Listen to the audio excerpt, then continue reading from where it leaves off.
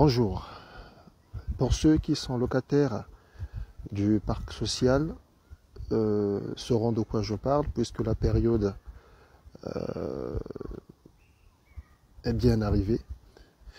Je vous parlerai de l'enquête SLS et OPS, puisque cette période-là, les bailleurs sociaux se mobilisent à contacter tous les occupants des parcs sociaux pour pouvoir répondre soit à l'enquête SLS ou soit à l'enquête OPS.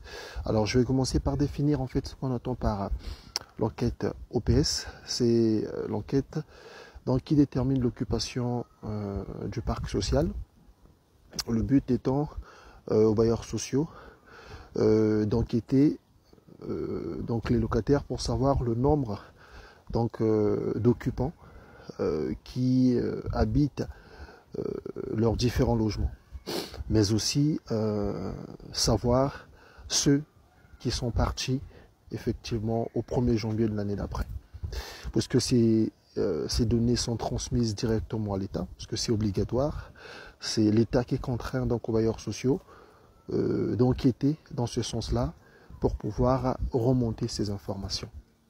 Donc cette enquête se fait tous les 2 ans, ce qui est ce qui est différent de l'enquête SLS qui, elle, se fait tous les ans, puisque le but étant d'enquêter effectivement les ménages qui, aux premières années, au 1er janvier de l'année d'après, ont eu sur l'année précédente atteint ou dépassé un seuil de plafonnement leur permettant d'être ou de devenir ou de rester toujours occupant auprès d'un locataire,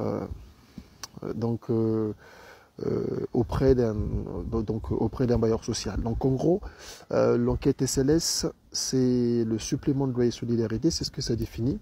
Le but ici, c'est de voir quels sont les locataires sur l'année précédente, tel que je viens de signaler, qui, au vu de leurs ressources, ont dépassé un certain seuil. Parce qu'en fait, pour ceux qui habitent la France, par exemple, l'État a défini un certain seuil qui permet à certaines personnes de pouvoir bénéficier, par exemple, d'un appartement dans un logement social, avoir un logement social.